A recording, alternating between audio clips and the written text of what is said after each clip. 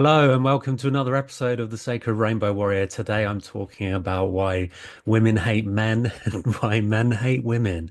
And it's all to do with the matriarchy, the toxic matriarchy and the toxic patriarchy.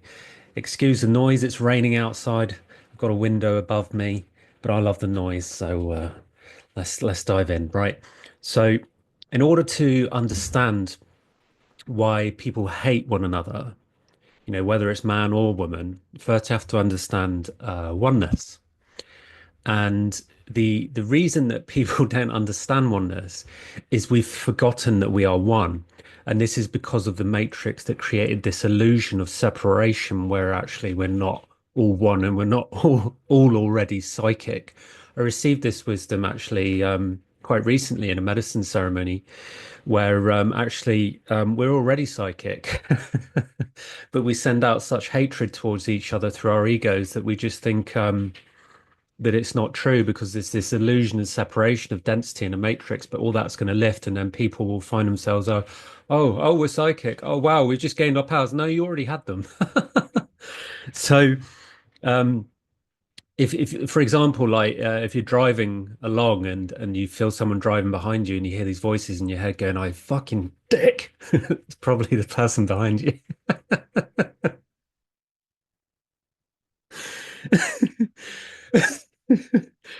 That's what happened to me anyway. I get that a lot. Yeah, but I'm a good driver anyway. So my previous video was about water and fire, and this strongly links into this, okay? Because of the switch between masculine and feminine. The waters are feminine, emotional, being emotional. That's always been like a judgment from the toxic masculine against the women. Oh, you're so emotional. When actually connecting to our emotions as a man is really beautiful. I nickname myself the Crying Freeman, which is actually based on an anime and a film.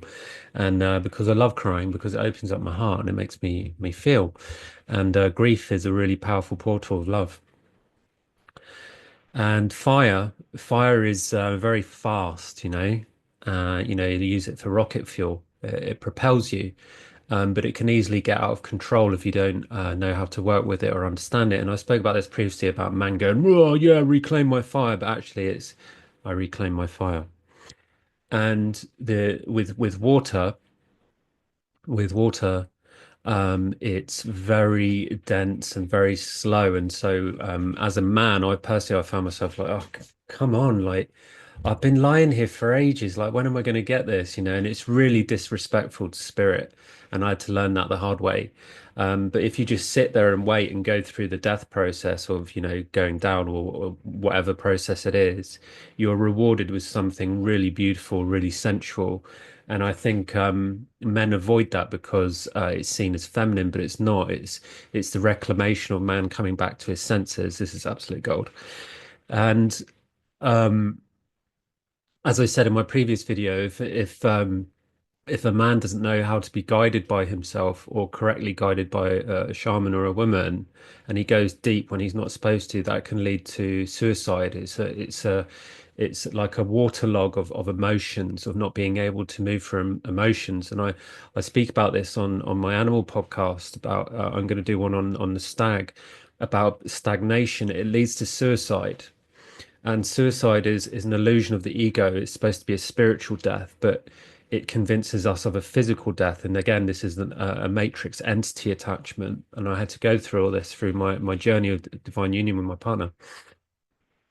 And with fire, so if I speak as a man, going down into the waters, the depths of the waters, going down into the ocean, where all the unknown is of the depth, deep oceans. Like if you're one of those men that's like I am, that's scared of deep water, you'd be like, oh, I'm not going in there. It's very similar in a medicine journey. But for a man going up high, like going into the cosmos, speaking to our brothers and sisters in the galaxy beyond, the GFL, stuff like that, it's like, yeah, cool. This is amazing. This is really good fun. Look at me. I'm in my spaceship. It's really easy. But for women, it's the opposite. For women going down into the depths of the ocean, they have a submarine really advanced, and they know how to swim. They're mermaids, and it's easy for them. They didn't lose their connection to the depth of their sensuality, and it's why women are so much more sexual and sensual and attractive compared to men. And the opposite is women working in fire, working in the light, and this is where I bring in the matriarchy, right? And this is where it gets really toxic, and this has been very difficult for me to identify, and I had to cleanse the toxic patriarchy out of me first, and it's very toxic, right? So when women go into fire, they're not used to that speed, just as men aren't used to that slowness, right? And so because of that speed, it goes, the metaphysical, metaphoric, spiritual example is going up into the brain, right? Whereas a woman goes deep into the sensuality of the body, right, in the water, into the sacral, for example. This the sacral is the water chakra, and if a woman embodies fire too quickly, doesn't know how to gracefully receive it with the guidance of the masculine, pure masculine, i.e., me, as an example, like I did in my partner, then it can lead to insanity and madness because there needs to be a slow purification process of feminine coming back into the masculine realm because the masculine realm was hijacked by the matrix and vice versa for the masculine going down into the feminine by the matriarchy. So there's this balance of toxic matriarchy and toxic patriarchy. Now, like I said in my previous video, working with the toxic patriarchy is it's really quite straightforward. I'm not going to say it's easy. I found it very challenging, especially dealing with certain aspects of the toxic patriarchy, and I'll do videos on that. But there's, like for example, it's really obvious that a lot of men are perverts. It's really obvious that a lot of men watch porn, right? They don't hide that. They don't hide that. It's obvious, right? But with the matriarchy, it's so well hidden. It's so well hidden. And that's because women hide in the light. They hide in the light. So imagine if God is the father and the goddess in the dark is the mother, and a mummy's boy hides in the dark with the mother, and the feminine, a daddy's girl hides in the light with the father, right? And um, if this is why women get committed and why more men commit suicide. So more men commit suicide and more women um, find themselves committed to mental institutions. And this is because they're coming into their power and they don't know how to receive it and deal with it. It's the same the masculine. When he experiences suicide, it doesn't know how to break through that. I know how to do that. My partner knows how to do that. We know how to do that together. And we're bringing courses to show people how to heal that and do that. And we're trying to get our message out. And the it's really healing. It's twin flame. It's divine union. It's the Holy Grail. It really is the Holy Grail of healing. It's what all shamans wish they could be. It's true. It's true. The true depths and the true depths and wizardry, witchery, and wisdom of what happens if you combine the feminine and the masculine in purity. So my partner Hazel comes, hey, I'm a witch. Hey, I'm a shaman. I come to you and we share we don't share our gifts, but we learn what each other's gifts are. And over time, I say, this is how it started with my partner. I said, hey, um, I need to learn from you. I have this toxic patriarchy and narcissism in me. Please, can you help me understand it? And she's like, wow, I've just received narcissistic abuse from a toxic marriage. Can you help me? But there was no talk of matriarchy. There was a lot of pointing the finger at the masculine, and I accepted that. I took full responsibility for that because we've treated women like shit, and I had treated women pretty badly as well. But um, I didn't hold a grudge against myself for that. I looked at the shame and I let it go, and she helped me by holding space for me by being hollow bone and saying, "Thank you for sharing that. That's really healing for me, Alistair. I let that go." Now, I'm going to bring in, the hatred, the hatred, right? When you're not working in divine union, when women say that they hate men, right, which is pretty common, and there's obvious reasons for that, and why men say they hate women. There's so many reasons. There's so many reasons why men and women hate each other, right? And it's all because of this ongoing war that was created by a foreign ideology, believe it or not. It doesn't come from here. It's a foreign ideology of whose fault is it, who started it. But the in how I did it as a gentleman in honor, I first took responsibility because the toxic patriarchy, if you look at the damage it's done to the feminine, it's a no-brainer, literally. It is best to not be in the brain, to not be in the mind. It's to be in the heart.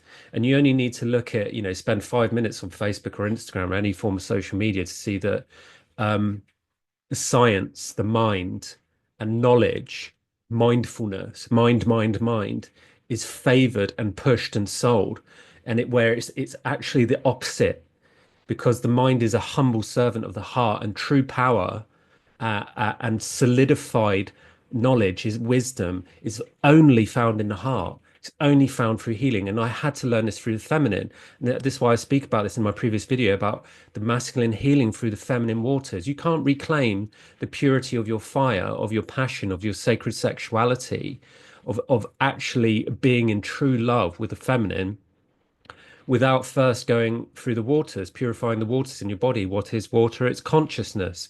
You have to become conscious of your unconsciousness through the sacred waters of the feminine. So sitting in front of a feminine and saying, I'm your humble student, please teach me. That's what I did. And the only reason that there is ever any hatred is because I'm not saying because of oneness, it's not because of oneness, but it is linked to oneness, because oneness is what happens when we look at our opposite in the mirror and it is back to front and it shows us who we are.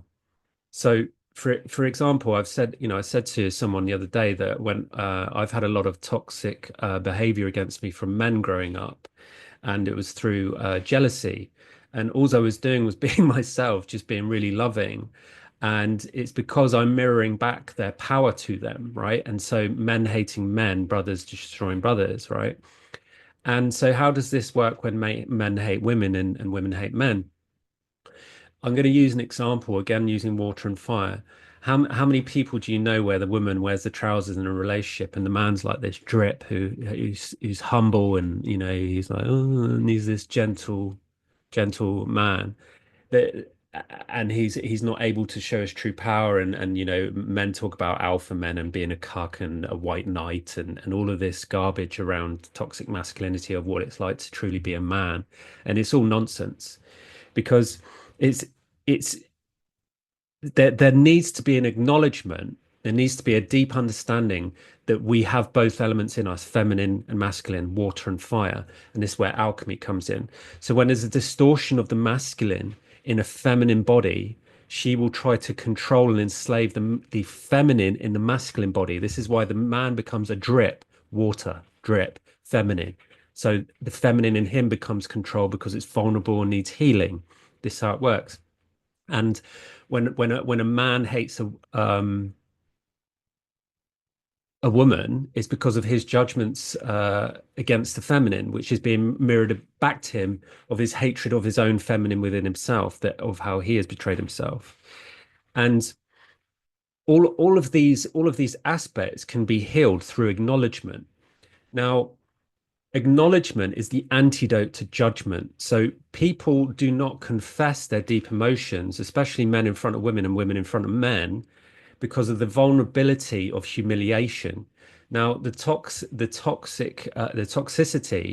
of humiliation is it's so difficult to heal because in order to heal humiliation, you have to put yourself in a position of vulnerability where you feel like you're going to be humiliated. So you have to find someone you trust, like I did. I found my partner Hazel, and but before that, I sat in groups, medicine groups with other people, and I was taken advantage of. So I can totally understand why people don't do that.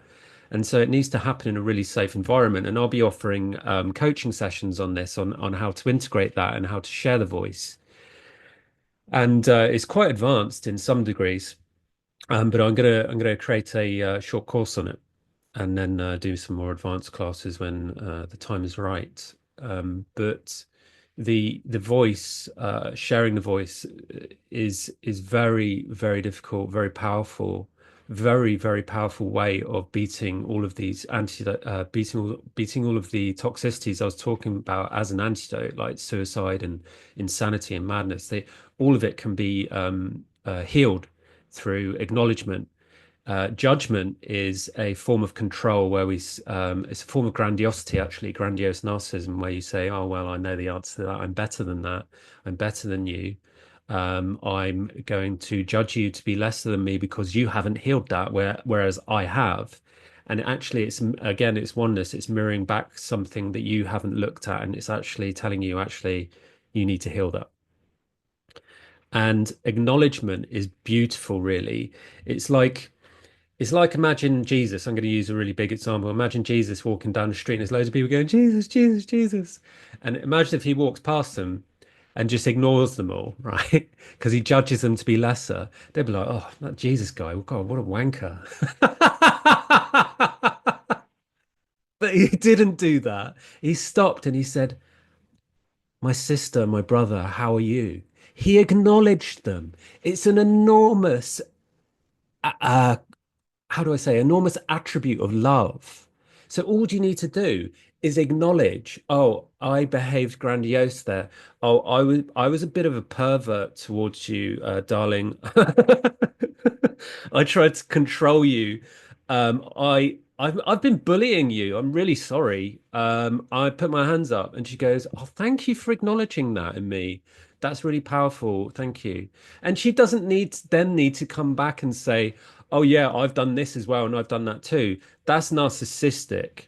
If you're delivering an apology and you're expecting an apology back, that's extremely narcissistic. Anyway,